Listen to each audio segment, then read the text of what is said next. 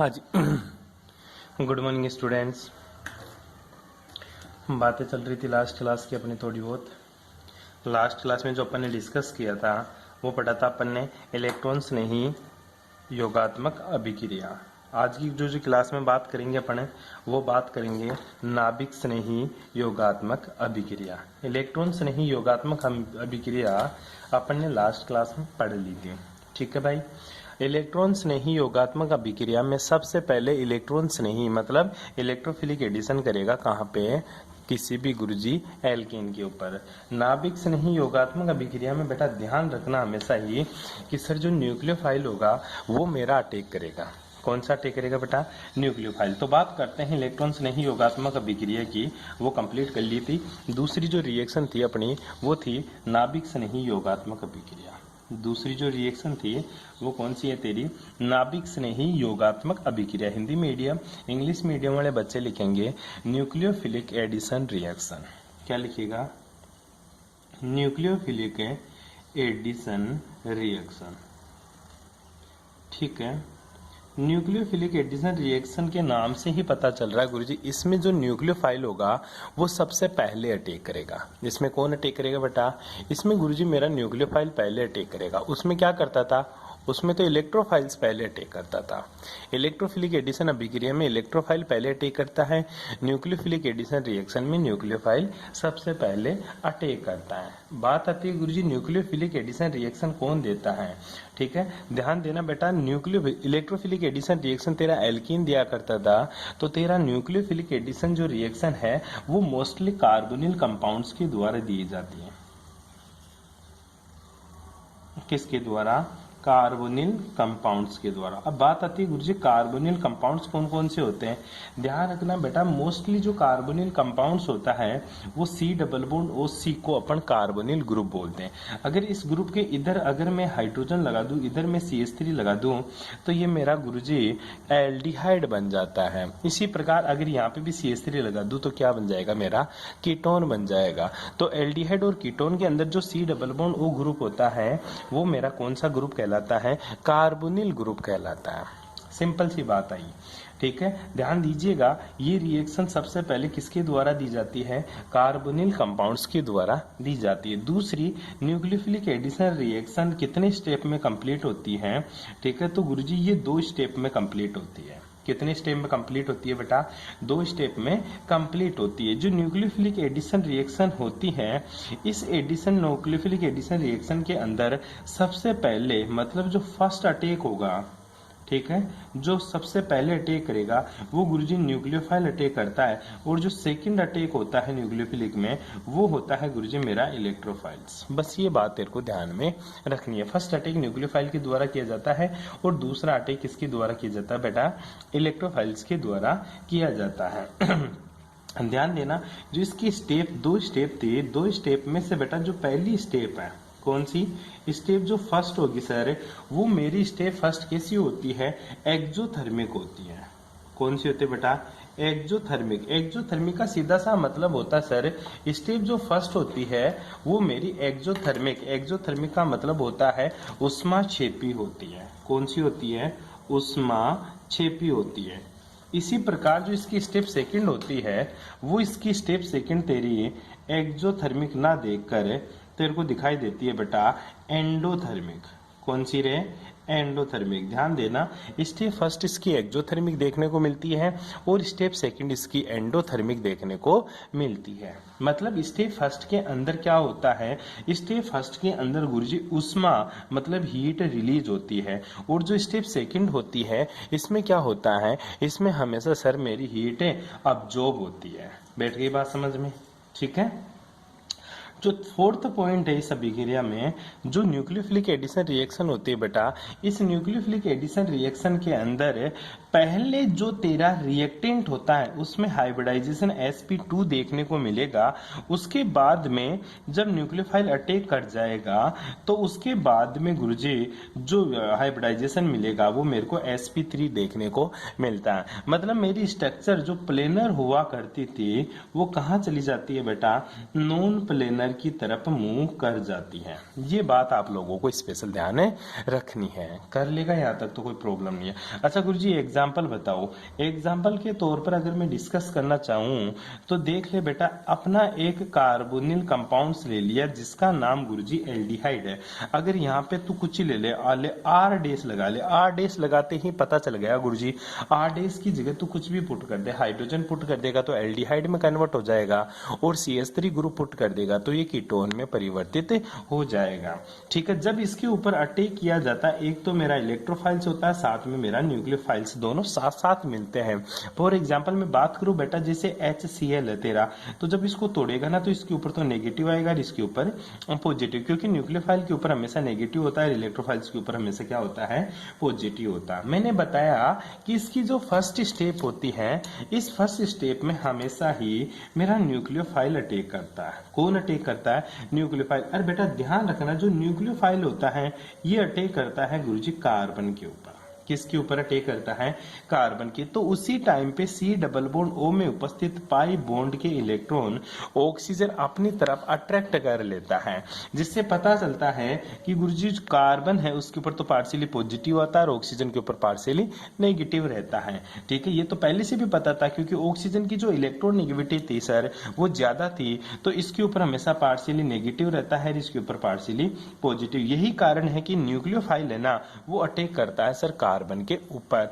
जैसे ही कार्बन के ऊपर अटैक करता है उसी टाइम पे ऑक्सीजन अपने इलेक्ट्रॉन डेंसिटी खींच लेता है। जी हुआ क्या सर, ये जो स्टेप होती है ये एक तरीके से मेरा स्लो स्टेप होता है। और मैंने तेरे को बताया था कि जो स्लो स्टेप होती है वो मेरी RDS होती है। RDS का सीधा सा मतलब है रेट डिटरमाइनर स्टेप। RDS का मतलब क्या है? Rate determiner step. और ये जो प्रोसेस होता है ये मेरा एक्सोथर्मिक प्रोसेस होता है। एक्सोथर्मिक का मतलब होता है गुरुजी, जब न्यूक्लियोफाइल इसके ऊपर अटैक करता है तो बॉन्ड टूटता है। अरे बेटा तेरे को भी पता है गुरुजी, जब बॉन्ड टूटता है तो एनर्जी रिलीज होती है। तो प्रोसेस में पता चला इसका जो हाइब्रिडाइजेशन था कार्बन का, वो तूने शुरू में ही निकाल लिया होगा गुरुजी। इसका हाइब्रिडाइजेशन sp2 देखने को मिलता है। 1 2 3 बॉन्ड है तो sp2 इसका हाइब्रिडाइजेशन था। अब बात आती है गुरुजी, जैसे इसके ऊपर अटैक करता है उसके बाद में क्या होता है बेटा, ये तो कार्बन रहता है यहाँ, ठीक है, उसी टाइम पे ये तेरा R ग्रुप रहता है और ये तेरा न्यूक्लियोफाइल इस तरह से जुड़ा रहता है। इसी प्रकार तो ऑक्सीजन के ऊपर तो क्या आ गया बेटा तेरा नेगेटिव, और कार्बन की RDS इधर रहता है। बैठ गई बात समझ में? इस तरह से अब कार्बन का जो हाइब्रिडाइजेशन होता है गुरुजी वो मेरे को sp3 देखने को मिलता है, और ये मेरा क्या है, ये गुरुजी मेरा एक तरीके से इंटरमीडिएट बन जाता है। ठीक है, इस तरह से ध्यान दीजिएगा, कार्बन नॉन प्लेनर हो जाता है। अब बात आती है गुरुजी स्टेप सेकंड है। स्टेप सेकंड में बेटा क्या होता है, जब ये कार्बन होता है इधर R ग्रुप जुड़ा रहता है, इधर तेरा न्यूक्लियोफाइल रहता है, इधर ऑक्सीजन के ऊपर माइनस रहता है और इधर तेरा RDS रहता है। तो सेकेंड स्टेप के अंदर गुरुजी अब मेरा इलेक्ट्रोफाइल्स अटैक करेगा, वो भी बहुत ही ज्यादा फास्ट। और वो अटैक करता है गुरुजी ऑक्सीजन के ऊपर, क्योंकि जहां तेरे को नेगेटिव चार्ज मिलेगा वहीं पे इसका एडिशन होता है।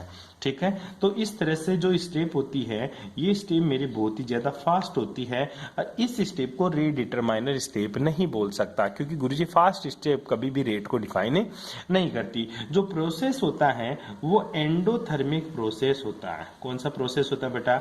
एंडोथर्मिक, मतलब बॉन्ड का फॉर्मेशन हो रहा है। और बेटा अगर जब बॉन्ड बनता है ना तो हमेशा एनर्जी की रिक्वायरमेंट होती है।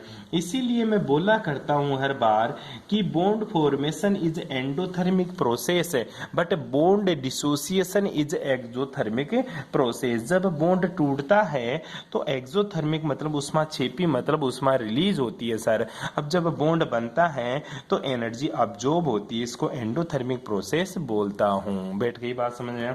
आई बात समझ में? यहाँ तक किसी को कोई दिक्कत हो तो वो पूछ सकता है। इसी के साथ गुरुजी अगर R की जगह मैं एल्डिहाइड ले लूँ तो, जैसे बेटा एग्जाम्पल की बात करूँ, अगर मैं एक तरफ तो CH3 ले लूँ, यहाँ पे C डबल बॉन्ड O ले लिया, यहाँ पे क्या ले लिया, हाइड्रोजन, तो बेटा ये एसिटिक ग्रुप है, इसलिए इसको एसिटिक एल्डिहाइड बोलते हैं या एसिट एल्डिहाइड इसको बोला करते हैं। न्यूक्लियोफाइल के रूप में बेटा मैं इसकी रिएक्शन करा रहा हूँ HCN की, तो मेरे को पता है गुरुजी ये H++CN माइनस की फॉर्म में ये ब्रेक होता है। बैठ की बात समझ में। जब इसके ऊपर ब्रेक होता है तो मैं एक स्टेप में अगर रिएक्शन करके दिखाऊं तो तेरे को पता चल जाएगा गुरुजी ये तो कार्बन है, ये मेरा CH3 हो जाएगा, इधर गुरुजी मेरा CN जुड़ जाएगा, इधर OH हो जाएगा, और यहाँ पे क्या जुड़ जाएगा, हाइड्रोजन जुड़ जाएगा। बैठ गई बात समझ में। क्यों? क्योंकि गुरुजी CN के ऊपर तो माइनस ये अटैक करेगा कार्बन के ऊपर, और इसके ऊपर प्लस ये अटैक करेगा ऑक्सीजन के ऊपर। इस तरह से मेरा प्रोडक्ट बनता है। बैठ गई बात समझ में। अगर इसकी मैकेनिज्म तेरे को समझाऊं तो एज इट इज बेटा वैसे ही मैकेनिज्म है जैसा अपन ने ऊपर रिएक्शन किया है। ठीक है, अगर इस रिएक्शन की मैं मैकेनिज्म बताऊं तेरे को तो मैकेनिज्म बोल रहा हूं तेरे को गुरुजी वैसी ही है जैसे तू मेरे को ऊपर अभी बताया था। फॉर एग्जाम्पल स्टेप फर्स्ट की बात करूं तो C डबल बॉन्ड O, ये गुरुजी हाइड्रोजन है, ये मेरा CH3 है। इसके ऊपर सबसे पहले CN माइनस अटैक करता है, इस तरह से अटैक करेगा तो इसके ऊपर क्या आ जाएगा बेटा, नेगेटिव चार्ज आ जाएगा। जैसे इसके ऊपर नेगेटिव चार्ज आएगा तो क्या बन जाएगा, CO के ऊपर नेगेटिव रहेगा, ये तेरा हाइड्रोजन रहेगा, ये तेरा CH3 रहेगा, और इसके ऊपर क्या जुड़ जाता है बेटा, तेरा CN जुड़ जाता है। बैठ गई बात समझ में। तो स्टेप सेकंड में ऐसा होता है फर्स्ट में। अब स्टेप सेकंड को मैं ऐसे ही लिख दूं तो स्टेप सेकंड के अंदर गुरुजी अब मेरा H प्लस अटैक करेगा, मतलब इलेक्ट्रोफाइल से अटैक करेगा। वो कहाँ, यहाँ O के ऊपर माइनस के ऊपर। तो इसमें क्या होता है गुरुजी, ये मेरा CH3 इधर रह जाता है, ये मेरा CN यहाँ रहता है, यहाँ OH होता है, यहाँ पे हाइड्रोजन होता है। इस तरह से मेरे को प्रोडक्ट मिल जाता है। बैठ गई बात समझ में। अब दूसरी दो रिएक्शन पढ़ ली अपन ने, electrophilic addition reaction, nucleophilic addition reaction. अब अपनी जो एडिशन रिएक्शन में ही है बेटा जी, वो है तेरी एडिशन के अंदर अगर बात करूं तो उसका नाम है मुक्त मूलक योगात्मक अभिक्रिया। क्या बोलेगा, मुक्त मूलक योगात्मक अभिक्रिया। अब पता होना चाहिए सर मुक्त मूलक क्या होता है, तेरे को बताया था मैंने। कौन सी योगात्मक अभिक्रिया है बेटा, तीसरा, इंग्लिश में बोलते हैं इसको बेटा फ्री रेडिकल। क्या बोलेगा, free radical addition reaction, free radical addition reaction. क्या होती है तेरी फ्री रेडिकल एडिशन रिएक्शन, नाम से ही पता चल रहा है गुरुजी, फ्री रेडिकल मतलब मुक्त मूलक, एडिशन मतलब योग होना। ठीक है, तो इसकी क्या कंडीशन थी जब क्लास हुई थी अपनी, तो बेटा तेरे को बताया था।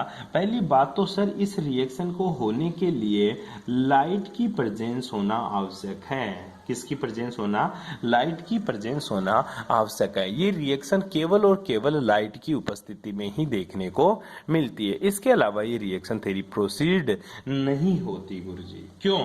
क्योंकि लाइट के बिना गुरुजी इसमें क्या नहीं होते, लाइट के बिना सर इसमें फ्री रेडिकल का फॉर्मेशन नहीं होता कभी भी। बैठ गई बात समझ में। ये रिएक्शन भी गुरुजी मेरे को दो स्टेप में देखने को मिलती है। कितनी स्टेप में बेटा, ये भी दो स्टेप में देखने को मिलती है। इस रिएक्शन में भी जो फर्स्ट स्टेप होती है, इस फर्स्ट स्टेप में एनर्जी रिलीज होती है। क्या रिलीज होती है बेटा, एनर्जी रिलीज होती है। रिलीज होने का मतलब गुरुजी उष्मा उत्सर्जित होती है, अर्थात ये प्रोसेस क्या होता है, उष्माक्षेपी होता है। पहला प्रोसेस क्या होता है, उष्माक्षेपी। जो सेकंड स्टेप देखने को मिलेगी आपको, कौन सी स्टेप बेटा, सेकंड, इसमें एनर्जी अब्जॉर्ब होती है। क्या होती है बेटा, एनर्जी अब्जॉर्ब होती है, अर्थात ये प्रोसेस उष्माशोषी होता है। क्या होता है बेटा, उष्माशोषी होता है। बैठ गई बात समझ में, बैठ गई बात समझ में। यदि अपन एक रिएक्शन कराते हैं, ठीक है, दो रिएक्शंस की बात करूंगा। अगर बेटा प्रोपीन होता तेरा CH3 CH double bond CH2, इसकी रिएक्शन अगर तूने HBr से करवाई, ठीक है, तो ये बेटा फ्री रेडिकल एडिशन रिएक्शन का पार्ट होगी। किसका पार्ट होगी, फ्री रेडिकल एडिशन का पार्ट होती है। बैठ गई बात समझ में, बैठ के पास में। यदि प्रोपीन की अभिक्रिया HBr से करवाई जाती है तो मुक्त मूलक उत्पाद बनता है। बैठ गई बात समझ में। लेकिन हाइड्रोजन हैलाइड में HBr केवल ये अभिक्रिया तब देता है जब तेरा मार्कोनिकोव आता है। कैसे रे, कैसे गुरुजी, आजा, कैसे गुरुजी, अगर HBr का एडिशन करवाना है किसके साथ बेटा, CH3 CH double bond CH2 के साथ है। तो कैसे करवाएगा गुरुजी, एक रेडिकल तो H रेडिकल और दूसरा कौन सा रेडिकल है, Br रेडिकल का फॉर्मेशन होगा। ठीक है, जब इस बॉन्ड को तोड़ूंगा तो एक रेडिकल यहां बनेगा तो दूसरा रेडिकल यहां बनेगा। जहां पे पहले से ही हाइड्रोजन ज्यादा है उस जगह तेरे को हाइड्रोजन का एडिशन करना है अकॉर्डिंग टू मार्कोनिकॉफ नियम। ठीक है, और Br का एडिशन वहां होगा जहां पे हाइड्रोजन की संख्या क्या है बेटा, कम है। तो कैसे लिखेगा, इसका जो प्रोडक्ट बनाएगा वो CH3 CH और यहाँ क्या जुड़ जाएगा Br और यहाँ पे क्या जुड़ जाएगा तेरा CH3। बैठ गई बात समझ में। अब ध्यान देना बेटा, दो चीज है, एक तो मार्कोनिकॉफ है और दूसरा क्या है तेरा एंटी मार्कोनिकॉफ। ठीक है, क्वेश्चन आ जाता है मार्कोनिकॉफ नियम क्या है, तो यहीं पे एक छोटा सा हेडिंग लगा ले, क्या मार्कोनिकॉफ नियम, क्या लिखेगा रे, मार्कोनिकॉफ नियम। ठीक है, मार्कोनिकॉफ एक साइंटिस्ट था बेटा, उसने क्या बताया वो सुनो गौर। मार्कोनिकॉफ ने बताया अगर किसी प्रोपीन या एल्कीन पर, यदि किसी एल्कीन पर, किसके ऊपर बेटा, यदि किसी एल्कीन पर, किसके ऊपर बेटा, यदि किसी एल्कीन पर HiHCl का योग कराया जाता है, का योग कराया जाता है, ठीक है, तो हाइड्रोजन का योग, तो हाइड्रोजन का योग वहां होगा जहां हाइड्रोजन की संख्या, जहां हाइड्रोजन की संख्या पहले से ही ज्यादा हो। ठीक है, ज्यादा हो, किसके अनुसार, मार्कोनिकॉफ नियम के अनुसार। फॉर एग्जाम्पल मैं बात करूं CH3 CH double bond CH2 पर मेरे को एडिशन कराना है HI का, तो हाइड्रोजन जब टूटेगा तो H प्लस या I माइनस या H रेडिकल और I रेडिकल के रूप में टूटेगा। तो जब यहां से तोड़ेगा तो इधर भी रेडिकल और इधर भी रेडिकल, तो हाइड्रोजन का एडिशन वहां होगा जहां पर हाइड्रोजन की संख्या पहले से ही ज्यादा हो। यहाँ कोई हाइड्रोजन एक है, यहाँ पे हाइड्रोजन कितने हैं बेटा, 2, तो हाइड्रोजन का एडिशन कहाँ होगा, इस जगह होगा, और प्रोडक्ट क्या बन जाएगा CH3 CH और ये आयोडीन और यहाँ पे क्या बन जाएगा मेरा CH3। इसको क्या बोलते हैं, मार्कोनिकॉफ नियम। दूसरा जो क्या आता है बेटा, इसी का एक शिष्य था जिसका नाम था बेटा खरास। क्या नाम था, खरास। उसने थोड़ा सा मामला गड़बड़ कर दिया, उसने एक लॉ दे दिया, क्या रे, एंटी मार्कोनिकॉफ नियम, एंटी मार्कोनिकॉफ नियम। क्या होता है एंटी मार्कोनिकॉफ नियम, एंटी मार्कोनिकॉफ नियम दिया था मार्कोनिकॉफ का शिष्य, मतलब मार्कोनिकॉफ जो बातें बोलता था उसका क्या करता था, ये विरोध करता था, उल्टा चलता था इससे। कैसे, इसने क्या बताया कि, इसने क्या बताया वो देखना बेटा, कि पेरोक्साइड की उपस्थिति में, किसकी उपस्थिति में बेटा, पेरोक्साइड की उपस्थिति में, ठीक है, HiHBr पेरोक्साइड की उपस्थिति में जब एल्कीन के ऊपर, जब एल्कीन के ऊपर HBr का योग कराया जाता है, ठीक है, योग कराया जाता है, तो हाइड्रोजन का योग वहां होगा जहां हाइड्रोजन की संख्या पहले से ही, हाइड्रोजन की संख्या, ऐसे लिख देना, हाइड्रोजन की संख्या कम हो। ठीक है, किसने बोला, एंटी मार्कोनिकॉफ ने। कैसे, इसने रिएक्शन कराई, जैसे CH3 CH double bond CH2, इसकी रिएक्शन करवा दी इसने HBr। ठीक है, क्या लिया बेटा? पेरोक्साइड। पेरोक्साइड क्या होता है? H2O2। अगर एरो के ऊपर H2O2 दिख जाए तो समझ जाना वो मेरी एंटी मार्कोनिकॉफ नियम के अनुसार रिएक्शन होगी। जब इसको तोड़ता है बॉन्ड को तो बोलता है वो CH3 CH, हाइड्रोजन का एडिशन यहाँ होगा और CH2 और Br का एडिशन यहाँ होगा। यहाँ हाइड्रोजन की संख्या ज्यादा और यहाँ कम है। मार्कोनिकोव तो ये बोलता था जहां ज्यादा हो वहां हाइड्रोजन लगा। एंटी मार्कोनिकोव पेरोक्साइड ले लिया, बोला अब हाइड्रोजन वहां लगा जहां हाइड्रोजन की संख्या पहले से क्या हो? कम हो। इसे क्या बोल दिया उसने? Anti Markovnikov law. क्या बोला बेटा उसने? एंटी मार्कोनिकोव नियम। बैठ गई बात समझ में? अब आगे देख तू। ठीक है, इस तरह से ये रिएक्शन होती है। अब इस रिएक्शन की गुरुजी कोई मैकेनिज्म तो बता दे। ठीक है, इस रिएक्शन की मैकेनिज्म कैसे होती है, चाहे ऊपर वाले की देख ले चाहे नीचे वाले की देख ले, एक की मैकेनिज्म कर देना। तो मैकेनिज्म बेटा सबसे पहले गुरुजी मैंने क्या लिया? पेरोक्साइड। और पेरोक्साइड H2O2 इस तरह से होता है बेटा। ठीक है, जब इसके ऊपर बताया तेरे को ये लाइट की प्रेजेंस में होती है हमेशा। किसकी प्रेजेंस में होती है बेटा? लाइट की प्रेजेंस में। जब इसके ऊपर सबसे पहले गुरुजी मैंने क्या डाल दिया? लाइट। लाइट डाला तो हुआ क्या गुरुजी? HO रेडिकल प्लस का OH रेडिकल का फॉर्मेशन हो जाता, बॉन्ड यहाँ से ब्रेक हो जाता है। ये क्या बन गया गुरुजी मेरा? ये जो बॉन्ड था बेटा इसको पेरोक्साइड बॉन्ड बोलते हैं। क्या बोलता है इसको? Peroxide bond. पेरोक्साइड बॉन्ड को टूट जाता है और किसका फॉर्मेशन हो जाता है? फ्री रेडिकल का फॉर्मेशन हो जाता है, मुक्त मूलक का निर्माण हो जाता है। अब क्या होता है गुरुजी? OH रेडिकल बन गए दो जड़े। ठीक है, दो रेडिकल बने तो पहला रेडिकल HBr के पास गया। किसके पास गया?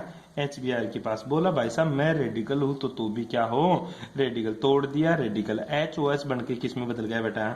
पानी में बदल जाता है गुरुजी। ये तो पानी बन गया। अब किसको एक्टिवेट कर दिया? इसने Br को एक्टिवेट कर दिया। ठीक है, ये जो बना इसको बोलते हैं अपन बेटा ब्रोमीन फ्री रेडिकल। क्या बोलेगा इसको? ब्रोमीन फ्री रेडिकल बोलते हैं। बैठ गई बात समझ में? इस तरह से तेरे को ध्यान रखना। अब क्या होता है देखते हैं क्या होता है। होता वही है सर जो मंजूरे खुदा हो, पर यहाँ पे खुदा की मंजूरी नहीं चलती क्योंकि ये केमिस्ट्री है गुरुजी। क्या है? केमिस्ट्री है। इसमें बच्चों को एक्सेप्शन दिखते हैं। क्या दिखते हैं? एक्सेप्शन। बट एक्सेप्शन कुछ नहीं होता। कोई भी अपवाद नहीं है। ठीक है, चलते हैं जी। ठीक है, अब हुआ क्या गुरुजी? मैंने लिया CH2, प्रोपीन ले लिया, CH डबल बॉन्ड CH2। ये क्या है गुरुजी? मेरा प्रोपीन है। क्या है बेटा? प्रोपीन है। अब प्रोपीन है, प्रोपीन के ऊपर अटैक करेगा कौन सा? Br minus. कौन सा अटैक करेगा बेटा? Br minus. और तुझे पता है Br माइनस कहाँ अटैक करेगा? जब इसको तोड़ेगा तो यहां से यहां रेडिकल बनेगा और ये अटैक कर जाएगा इसके ऊपर। किसके ऊपर बेटा? जस्ट पास वाले के ऊपर, CH2 CH। ठीक है, और क्या बन जाएगा तेरा? CH2 Br। बैठ गई बात समझ में? और यहाँ पे क्या बन गया बेटा? रेडिकल बन गया। क्या बन गया रे? रेडिकल बन गया। बैठ गई बात समझ में? अब नेक्स्ट स्टेप में क्या होता है गुरुजी? जो पानी बना था ना मेरा, क्या बना था बेटा? पानी बना था, क्योंकि तूने 2H लिया था। एक OH तो पानी बना के बाहर निकाल दिया, एक OH तो अभी भी पड़ा है। बेटा ध्यान रखना, जो तू पेरोक्साइड ले रहा है वो एज ए कैटलिस्ट है, तो कैटलिस्ट को वापस निकालना भी जरूरी होता है। अब गुरुजी जो पानी था ना, अब ये पानी इस रेडिकल से एक्टिवेट होता है, किसमें बन जाता है? H radical plus OH radical के अंदर। बैठ गई बात समझ में? अब तेरा OH रेडिकल पहले से एक तो पड़ा था, OH radical plus OH radical, ये तो किसमें कन्वर्ट हो गया बेटा? H2O2 के अंदर कन्वर्ट हो गया। बच गया H रेडिकल। अब ये H रेडिकल अटैक कर जाएगा CH3 CH radical dot CH2Br के ऊपर। ठीक है, ये रेडिकल, ये दोनों अटैक करेंगे तो बॉन्ड बना लेंगे। ठीक है, क्या बन जाएगा? CH3 CH2 CH2 और ये हो गया मेरा Br। इस तरह से तेरा प्रोडक्ट बनता है। ये थी तेरी मैकेनिज्म। क्या थी बेटा? मैकेनिज्म। ध्यान रखना HBr डिसोसिएट होने पर एक एक्सोथर्मिक प्रोसेस दर्शाता है। ठीक है, जब HBr टूटता है ना तेरा, HBr जब तूने तोड़ा था ना, ये देखिए रहा, ठीक है, ये HBr तूने तोड़ा था ना, तो ये प्रोसेस तेरा एक्सोथर्मिक था। कौन सा था बेटा? एक्सोथर्मिक प्रोसेस होता है। बैठ गई बात समझ में? इस कारण से क्या होता गुरुजी, ये easily homogeneous catalyst homogeneous free radical का फॉर्मेशन कर लेता है। बैठ गई बात समझ में? लेकिन ध्यान रखना HCl और HI जब डिसोसिएट होते हैं तो ये एंडोथर्मिक प्रोसेस दर्शाते हैं। क्वेश्चन क्या आता है, क्वेश्चन समझ लेना। HBr है ना, HBr गुरुजी मेरा एंटी मार्कोनिकॉफ लॉ के अकॉर्डिंग रिएक्शन करता है, परंतु मेरा HI और HCl ये मेरे मार्कोनिकॉफ के अनुसार रिएक्शन करते हैं। क्यों? क्योंकि सर HBr डिसोसिएट होकर एक फ्री रेडिकल का फॉर्मेशन करते हैं, इसलिए एंटी मार्कोनिकॉफ के अकॉर्डिंग चलते हैं। और HI और HCl डिसोसिएट होकर धनायन और ऋणायन का निर्माण करते हैं, इसलिए वो कहाँ चलते हैं बेटा? मार्कोनिकॉफ के अनुसार भी चलते हैं। बैठ गई बात समझ में? ये बात आप लोगों को ध्यान में रखना है। प्रतिस्थापन अभिक्रिया नेक्स्ट है, वो पढ़ेंगे नेक्स्ट क्लास में। Thanks for cooperation.